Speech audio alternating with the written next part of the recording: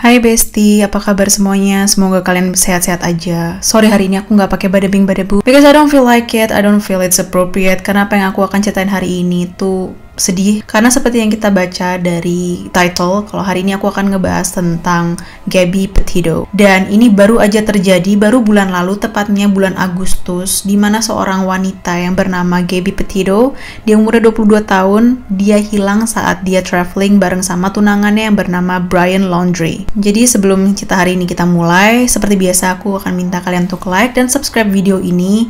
Dan jangan lupa juga untuk nyalain lonceng di bawah supaya kalian gak ketinggalan sama updatean terbaru aku. By the way, di sini aku agak miring ke sebelah sini sedikit karena nanti bakalan banyak banget video TikTok atau gambar yang akan aku kasih lihat ke kalian di sebelah sini, jadi aku ngasih space. Jadi seperti yang aku bilang, Gabby Petito adalah seorang wanita berusia 22 tahun. Dia pengen jadi full-time content creator, dia pengen jalan-jalan trip sama pacarnya, sama tunangannya ini, keliling Amerika, dan dia pengen mengabadikan momen tersebut dalam bentuk vlog. Nanti mereka akan upload ke Instagram, akan mereka upload ke YouTube, atau mungkin ke website mereka. Dan mereka memutuskan kalau hal tersebut akan menjadi pekerjaan full-time mereka. Jadi mereka memulai tripnya mereka ini tanggal 2 Juli tahun 2021. Mereka perginya berdua, Gabby dan Brian. Tapi yang pulang cuma satu, yaitu Brian Laundrie. Kemana Gabby? Dan siapakah Gabby? Jadi background sedikit tentang Gabby. Namanya adalah Gabriela Venora Petito. Dia lahirnya tahun 99. Gabby ini adalah anak pertama dari 6 bersaudara. Ayahnya bernama Joe Petito dan ibunya bernama Nicole.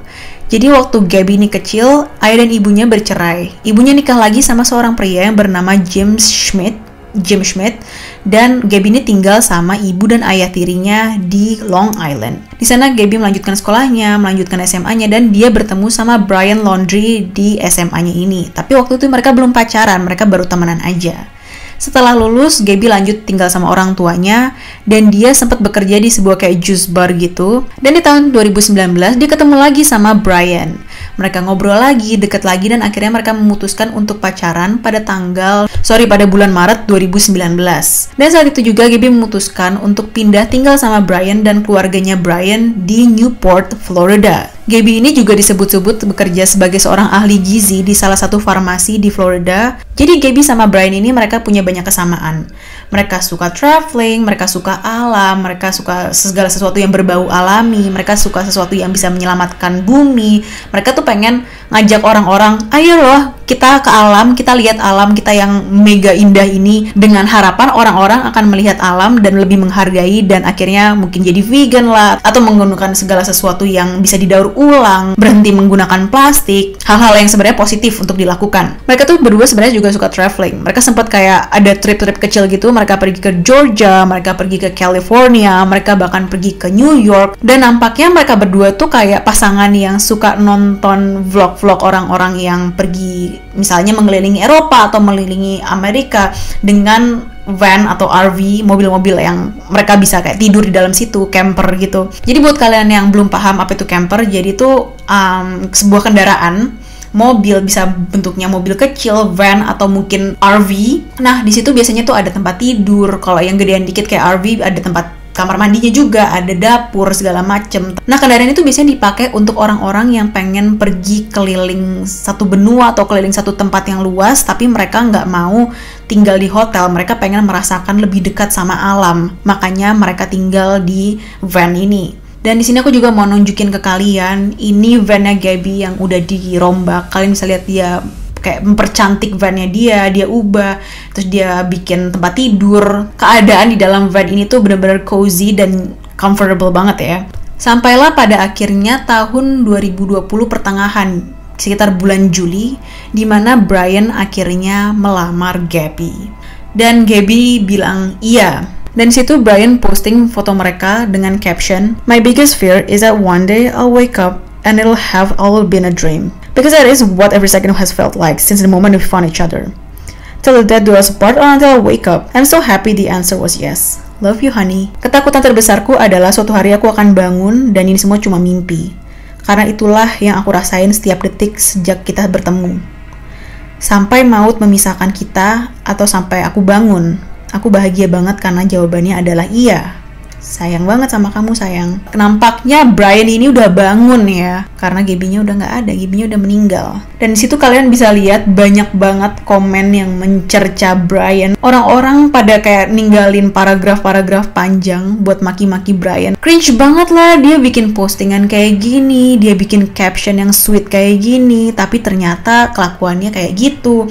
Ini pelajaran juga ya buat kita, buat cowok maupun cewek. Semanis-manisnya caption Instagram pasangan, belum tentu kejadian asli dan hubungan mereka tuh semanis seperti yang mereka tunjukkan di social media. Wah, lucu banget nih tulisannya love of my life ya. Love of my life until I end your life.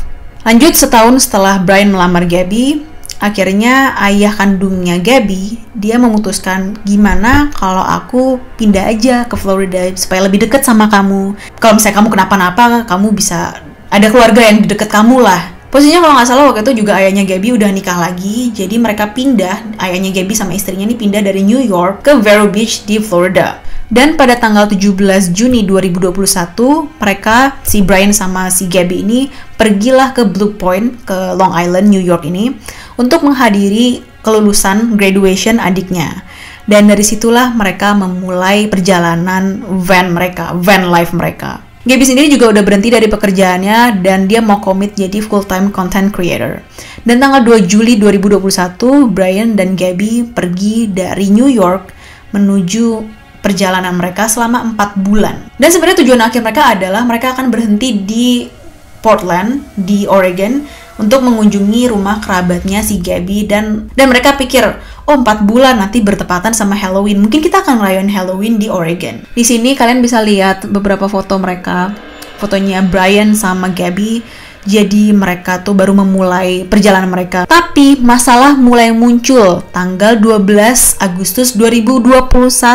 Jadi sekitar 4-5 mingguan semenjak mereka meninggalkan New York untuk melakukan perjalanan mereka. Hal ini dimulai dari adanya telepon 911 yang dibuat oleh seorang saksi mata.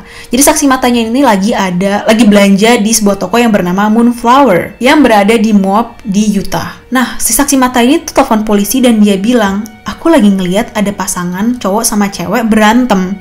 Mereka berantem di lapangan parkir Moonflower. Yang cowoknya nampar ceweknya, terus mereka sempat kejar-kejaran dikit dan cowoknya mukul ceweknya lagi. Operatornya bingung dong. Duh, siapa itu? Siapa? Kamu bisa lihat nggak tuh? Wah, masanya nggak bisa. Mereka udah masuk ke van mereka dan mereka sekarang udah pergi. Di hari yang sama, di negara bagian yang sama, tapi di tempat yang berbeda, polisi memberhentikan sebuah van putih yang terlihat berjalan ugal-ugalan di jalanan. Mobil itu juga ngebut melebihi batas kecepatan dan sempat nabrak trotoar. Akhirnya petugas polisi nyetop mobil tersebut dan posisinya mereka waktu ada di dekat Taman Nasional Arches. Dan di sini mulailah ada video body cam dari police officer yang memberhentikan pasangan yang ada di dalam van tersebut. Yang lain dan tidak bukan adalah Brian dan Gabby. Oke, demi alasan keamanan dan takut aku melanggar sesuatu, aku memutuskan untuk kayak masukin ini dalam klip-klip aja ya, dalam bentuk gambar aja ya. Jadi nih yang pertama adalah Brian sama Gabby, mereka di stop sama polisi. Polisi nanya ada apa dan kita bisa lihat di sini kalau Gabby tuh nangis, mukanya sembab banget, matanya merah banget. Akhirnya polisi ngeluarin Gabby dan Brian. Mereka pisahin. Ada satu polisi yang jagain Gabby, maksudnya kayak nanya-nanyain Gabby, dan ada satu polisi yang ngegiring Brian untuk nanya-nanya Brian. Nah, polisi yang sama Gabby ini nanya, "Kamu kenapa? Kenapa kamu nangis? Apa yang terjadi?" Dan Gabby ngejelasin, "Aku tuh punya OCD dan OCD ini tuh bikin aku frustrasi dan sekarang tuh aku merasa kayak aku jahat banget sama Brian. Aku nggak berhenti-berhenti marah-marah sama dia. Aku barusan tuh berantem hebat sama Brian dan kayaknya aku nyakitin dia. Aku mau minta maaf sama Brian. I'm so sorry, I'm so sorry." Terus ditanya sama polisinya, emang masalahnya apa? Gabby menjelaskan kalau pagi itu dia tuh berbenah. Kayaknya dia beres-beres van, terus dia juga mau setup komputernya dia, mungkin dia mau setup sesuatu yang berhubungan sama website atau YouTube-nya dia. Tapi mungkin ada sesuatu yang dilakukan Brian yang trigger OCD-nya si Gabby ini. Apalagi kalau misalnya kita lihat dari beberapa foto Instagram-nya Brian ya, sering banget kayak Brian tuh hiking nggak pakai sendal. Terus bio Instagram-nya Brian juga menunjukkan kalau dia tuh sans aja kalau misalnya dia digigit sama serangga, dan itu menunjukkan kalau Brian tuh sebenarnya orangnya agak jorok, agak kemproh. Kemungkinan besar hal tersebut yang men-trigger OCD-nya si Gabby. Di sisi lain, Brian juga ditanya-tanya sama polisi, ditanya, "Kalian tuh ngeributin apa sih? Sampai cewek kamu tuh nangis terus." Brian menceritakan hal yang hampir sama dengan Gabby. Dia bilang, pagi ini kita berantem lah. Kita tuh baru melakukan perjalanan itu sekitar 4-5 minggu, tapi kita tuh berantem terus akhir-akhir ini. Gabby bilang dia mau setup komputer lah segala macem, dan kita jadi berantem, kita ribut dari pagi. Dan barusan Gabby itu narik setir aku, makanya kenapa kita nyetirnya ugal-ugalan. Oke, kalau Gabby narik setir kamu, tapi masalahnya kamu juga ngebut melebihi batas.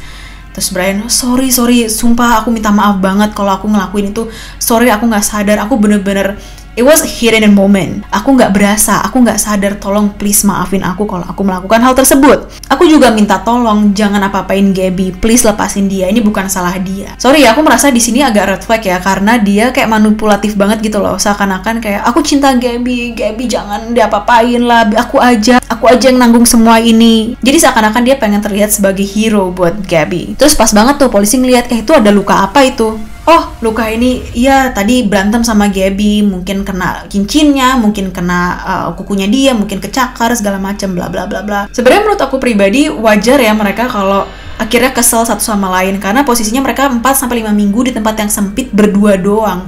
Sementara mereka berdua tuh adalah pribadi yang berbeda. Gabby yang orangnya bersih, sementara Brian tuh orangnya nggak takut kotor, dia yang suka banget namanya jalan kaki nyeker. Itu mungkin akan clash ya dengan kepribadiannya Gabby gitu. Di sini juga Brian cerita ke polisi kalau waktu mereka berantem, si Gabby sama Brian ini berantem, Brian bilang, kamu mendingan keluar dari van ini, kamu hirup udara segar, kamu tenangin diri kamu, kalau udah kamu balik lagi masuk akal sih, karena kalau mereka di dalam situ, di dalam van terus-menerus, mereka berantem terus, adanya mereka bisa pukul-pukulan atau melakukan hal yang lebih kasar lagi. Tapi Gabby tuh ngelihatnya kayak Brian ini tuh mau ninggalin dia, jadi dia suruh Gabby keluar dan Brian tuh mau pergi sendiri sama van tersebut. Dan dia takut ditinggalin gitu. Dan petugas poli itu malah nangkapnya kayak Gabby tuh punya separation anxiety, jadi dia takut ditinggal. Padahal hal tersebut adalah hal yang wajar, Gabby wajar takut karena mereka diantah berantah, Gabby nggak tahu mereka di mana, nggak ada makanan di tempat yang nggak dia kenal. Akhirnya petugas polisi yang satunya lagi nanya lah, aku dengar kamu tarik setirnya Brian ya, bener nggak? Dia cerita, aku tuh berantem sama Brian. Aku tuh pengen dia tuh tahu apa yang aku rasain. Aku pengen dia tahu yang aku maksud tuh ini loh. Tapi bukannya Brian dengerin, dia malah bilang, calm down.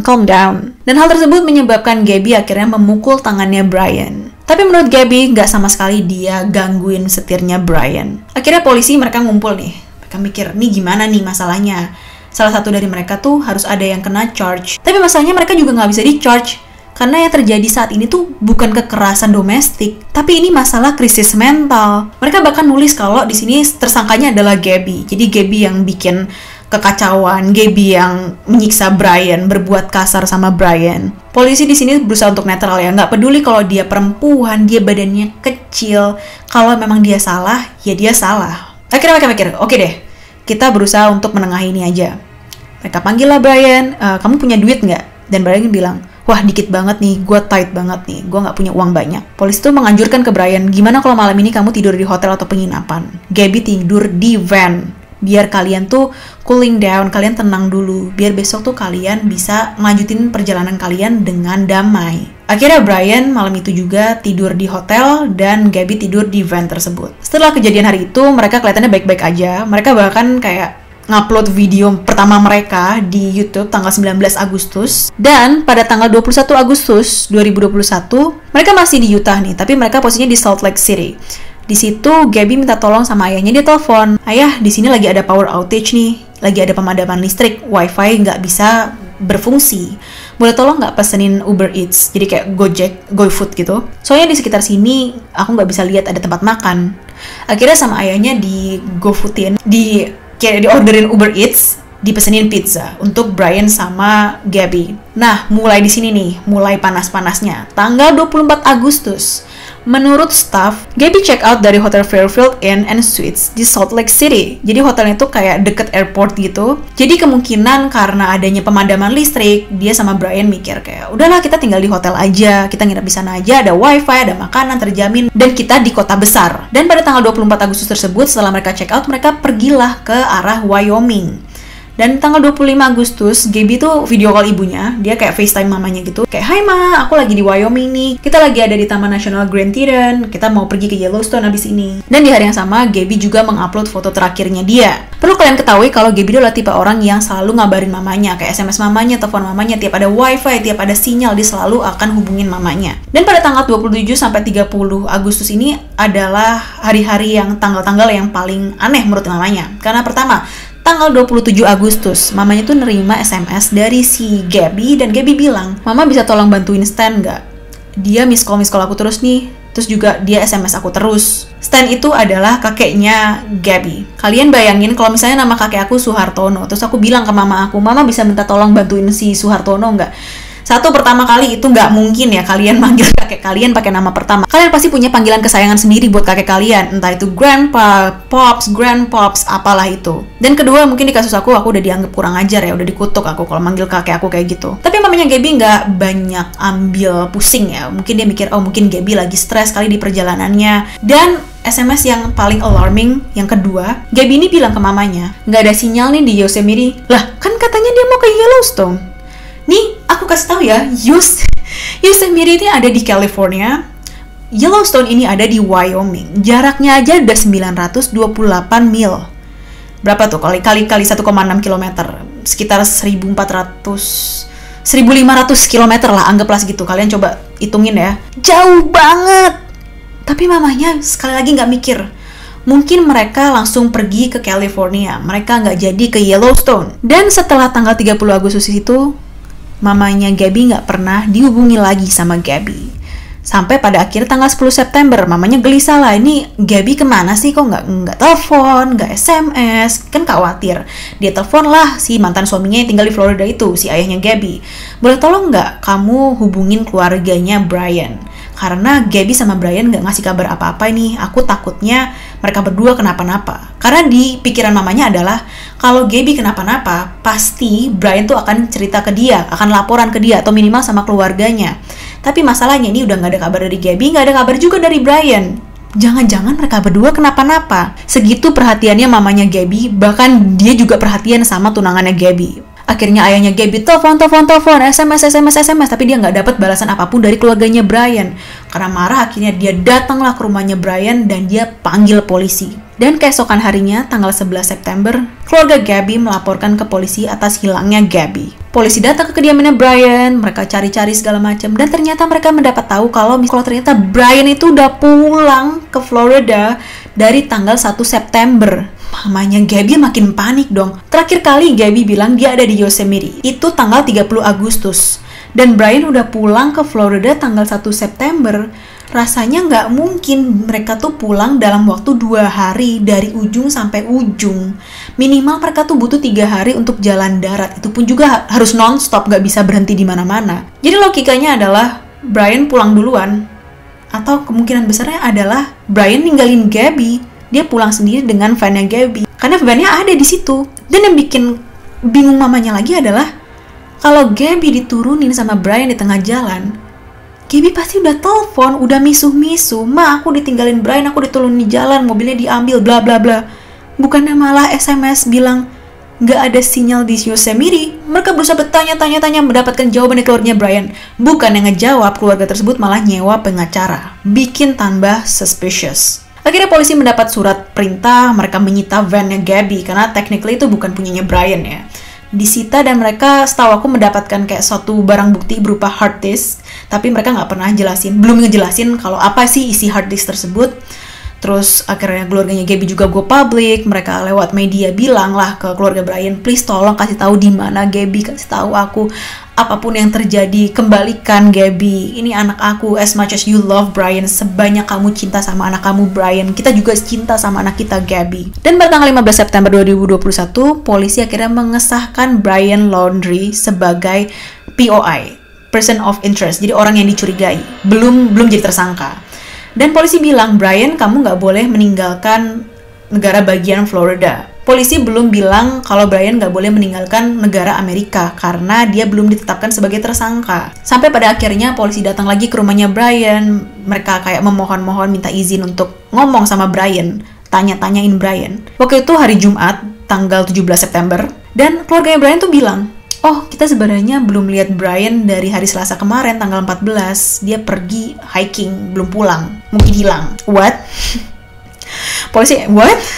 Oke, kamu belum lihat anak kamu dari tanggal 14, anak kamu hilang, dan kamu baru bilang sekarang. Tapi keluarganya Brian nggak mau kelihatan kayak suspicious, akhirnya mereka melaporkan kalau Brian itu hilang. Mohon maaf, ini bukan hilang namanya, tapi melarikan diri. Dari situ polisi juga dapat tahu kalau ternyata Brian membawa sebuah backpack dan dia juga pergi dengan mengendarai mobil Mustang milik keluarganya. Dan menurut keluarganya Brian, mereka bilang kalau Brian ini lagi hiking pergi ke cagar alam Carlton. Tunangannya yang dia sebut-sebut sebagai love of his life hilang dan dia sempat-sempatnya hiking. Wow.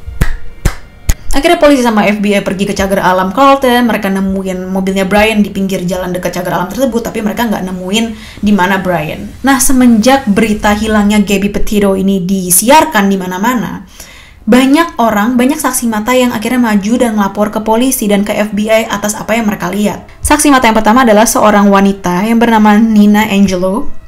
Dia ngelihat Brian sama Gabby tuh di restoran Tex-Mex, jadi kayak restoran masakan Texas sama Amerika gitu, yang bernama Mary Piglet's. Restoran tersebut terletak di Jackson Hole di Wyoming. Nah, Nina tuh ngelihat kalau Brian tuh marah-marah, ngamuk-ngamuk sama manajer, sama pelayan, dan sama hostess dari restoran tersebut. Dan setelah dia nguping-nguping, Brian tuh marah masalah uang ya. Mungkin dia suruh bayar pajak kebanyakan atau harganya kemahalan, kita kurang tahu persisnya kayak apa.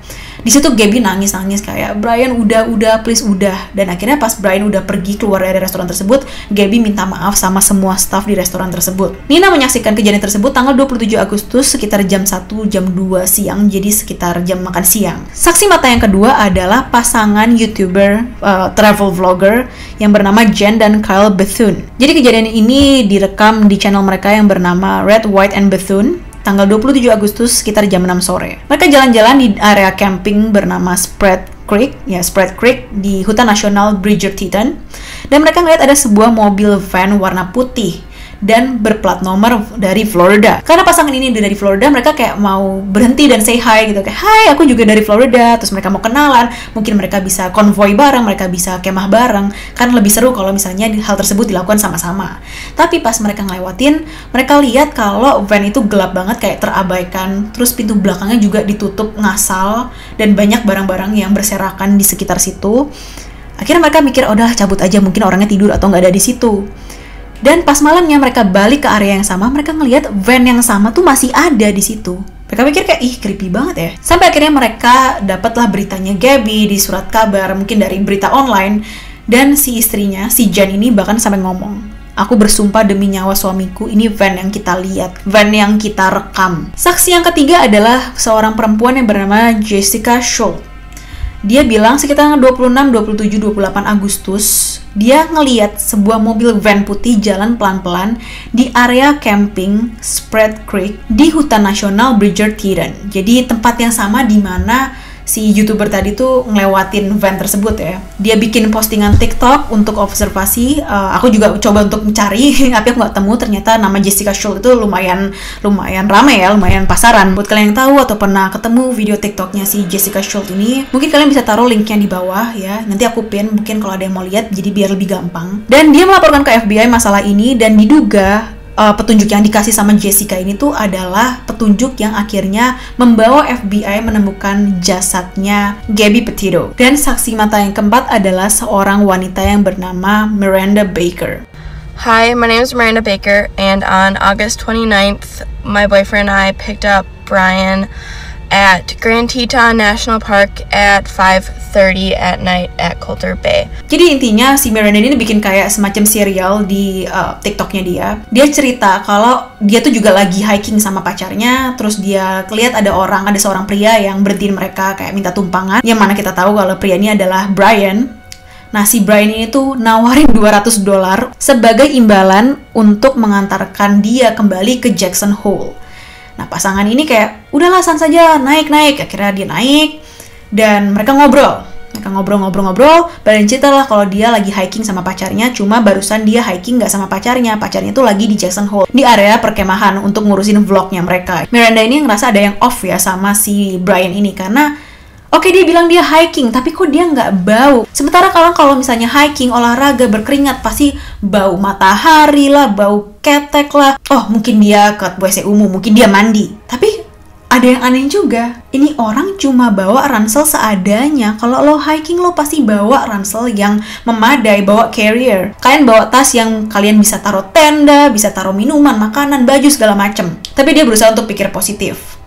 Nah, si Miranda sama pacarnya yang ini tuh mengangkut Brian sama mereka tuh sekitar jam 5.30 sampai jam 5.40-an. Dan Miranda merasa hal yang lebih aneh lagi ketika Brian nanya, "Kalian berdua nih mau pergi kemana sih?" Dia nanya nih ke Miranda sama pacarnya. Dan Miranda jawab, "Oh, kita mau ke Jackson Hole juga, makanya kita sans aja kamu nebeng sama kita." Brian mukanya langsung pucat, dia gelisah banget. Dan tiba-tiba dia secara kasar bilang, turunin aku di sini, turunin aku di sini. Akhirnya pasangan tersebut nurunin Brian di tempat yang namanya Bendungan Jackson. Sebenarnya nggak jauh dari Jackson Hole, tempat perkemahan yang mereka mau tuju. Dari spekulasi aku, mungkin Brian takut kalau misalnya mereka beneran pergi ke Jackson Hole dan si cewek ini mau dong ketemu pacar kamu si Gabby. Sementara Gabby aja udah. Jadi tadi adalah kesaksian dari para saksi mata ya. Akhirnya pada tanggal 19 September, FBI pergi ke daerah perkemahan Spread Creek di Hutan Nasional Bridger-Teton, seperti yang dibilang sama Jessica Schultz tadi, dan mereka menemukan jasad seorang wanita yang mana deskripsinya cocok banget sama Gabby.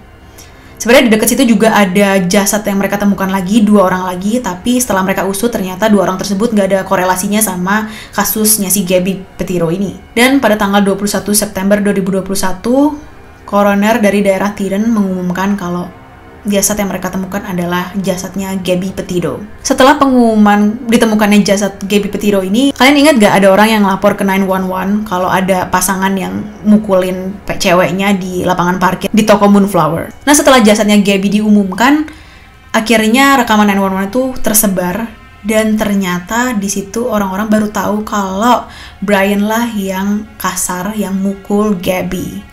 Dan polisi-polisi yang berhentiin Brian sama Gabby, mereka langsung mikir, oh my god, Gabby nggak nyakar Brian.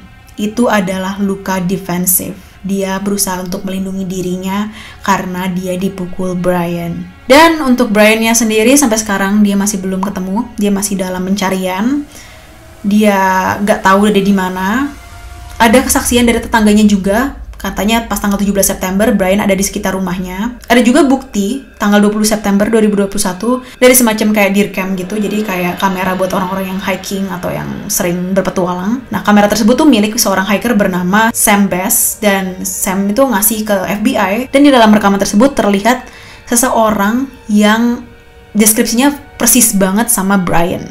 Dari plontos-plontosnya, dari tasnya, mirip banget. Dan kamera tersebut menangkap keberadaan si Brian ini di daerah Baker, Florida. Diduga juga Brian sempat nggak sengaja live di Instagramnya dia. Cuma itu simpang siur ya, soalnya banyak orang yang bilang kalau itu nggak mungkin live Instagram. Kalau kalian capture live Instagram tuh kan pasti di ujungnya kan kayak ada namanya, terus ada kayak like-nya berapa, yang nonton berapa, segala macam bla bla bla. Tapi ini terlalu jernih dan terlalu bersih dan nggak ada fitur-fitur tadi. Jadi kelihatannya mungkin itu video TikTok atau mungkin malah video HP biasa. Dan di video tersebut terlihat seakan-akan kayak mungkin Brian lagi ada dalam perahu, mungkin dia mau kabur. Dan ada juga yang berteori kalau Brian melakukan hal tersebut tuh sengaja supaya mengecoh FBI. Jadi mungkin FBI akan pergi ke daerah-daerah yang dekat sama laut yang banyak perahunya, dan nanti di situ Brian akan kabur lagi. Jadi kayak kejar-kejaran kucing-kucingan gitu loh. Dan pastinya karena kisah ini belum terpecahkan, banyak banget teori yang dibikin sama orang-orang. Dari teori Gabby hamil, ada juga teori kalau Brian sudah membunuh Gabby jauh-jauh hari sebelumnya dan selama ini dia mengendalikan sosial medianya Gabby. Ya itu sih ya. Orang-orang berteori seperti ini tuh karena mereka ngelihat dari postingan terakhirnya Gabby, di mana mereka ngeliat nih, oke, fotonya Gabby di sini, rambutnya Gabby kan pirang ya, tapi kayak bersih banget gitu loh pirangnya, kayak akarnya tuh baru aja di touch up. Sementara kalau misalnya kalian pergi berpetualang, camping ke alam liar, nggak mungkin dong kalian punya waktu untuk pergi ke salon, untuk dandan, untuk touch up. Dan mereka juga bilang kalau di foto-foto sebelumnya Gabby itu kelihatan akar rambutnya warnanya coklat. Kok tiba-tiba pirang semua? Nggak mungkin, pasti ini foto lama. Jadi Brian pakai foto lama supaya seakan-akan menunjukkan kalau Gabby itu masih hidup, Gabby itu masih aktif di sosial media. Sebenarnya teori itu mau aku debunk ya, tolong. Di foto yang sama, kalian tolong geser ke slide selanjutnya. Kita masih bisa melihat akar rambutnya Gabby yang berwarna coklat. Jadi mungkin di foto awal tuh, mungkin lightingnya bagus, kelihatannya rambutnya si Gabby ini pirang penuh abis di touch up. Terus banyak banget juga yang berteori kalau mungkin Gabby dibunuh karena Brian kesel, kayak Gabby terlalu naggy, terus Brian kayak udah nggak bisa tahan lagi, akhirnya dia bunuh Gabby, dia snap. Ada yang juga bilang mereka berantem, terus mereka mungkin main fisik, dan gak sengaja Brian ngelukain Gabby sampai Gabby meninggal. Dan Brian takut banget karena pasti dia akan jadi tersangka, makanya dia kabur. Dan ada juga yang berteori kalau mungkin Gabby beneran ditinggalin sama Brian, jadi dia berantem sama Brian kayak udahlah turun aja lo.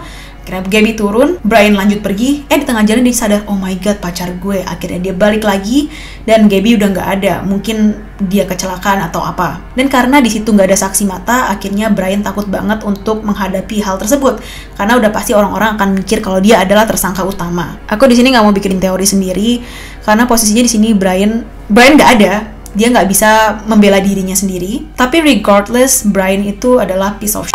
Mau dia mencelakakan Gabby atau enggak, kalau dia adalah pacar yang baik, kalau Gabby adalah love of his life, harusnya dia berupaya gimana caranya untuk mencari Gabby. Harusnya dia langsung pulang, telepon polisi, lapor, ngomong ke media, ngomong ke press, cari Gabby, temukan Gabby, bikin GoFundMe atau apa, bukannya malah kabur. Dan kalau kalian suka cerita hari ini, jangan lupa kalian like dan subscribe, dan jangan lupa juga kalian follow Instagram aku di @monica_rajalele. And I'll see you on my next video.